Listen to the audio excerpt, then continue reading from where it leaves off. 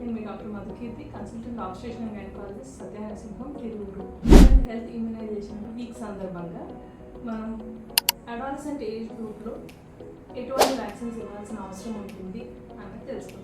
మనం రెగ్యులర్గా ఇచ్చే వ్యాక్సిన్స్తో పాటు అదనంగా 3 రకాల వ్యాక్సిన్స్ ఉంటాయి. దాంట్లో మనం ఇవాళ హెచ్పివి వ్యాక్సిన్ గురించి తెలుసుకుందాం. హెచ్పివి వ్యాక్సిన్ 9 నుంచి 14 సంవత్సరాల వయసులో ఇవ్వచ్చు. 14 నుంచి 26 సంవత్సరాల వయసులో వాళ్ళకి కూడా ఇవ్వచ్చు. 9 నుంచి 14 సంవత్సరాల వయసులో వాళ్ళకి 2 డోసులు, ఒకటి ఇవాళ ఇస్తే నెక్స్ట్ది 6 నెలల తర్వాత సెకండ్ డోస్. అదే కనుక 14 సంవత్సరాలు దాటిన తర్వాత కనుక హెచ్పివి వ్యాక్సిన్ తీసుకుంటుంటే కనుక 0 డోస్ 1 నెల తర్వాత లేదా 1 నుంచి 2 నెలల మధ్యలో, సెకండ్ డోస్ 6 మంత్స్ తర్వాత థర్డ్ డోస్ తీసుకోవాల్సిన అవసరం ఉంటుంది.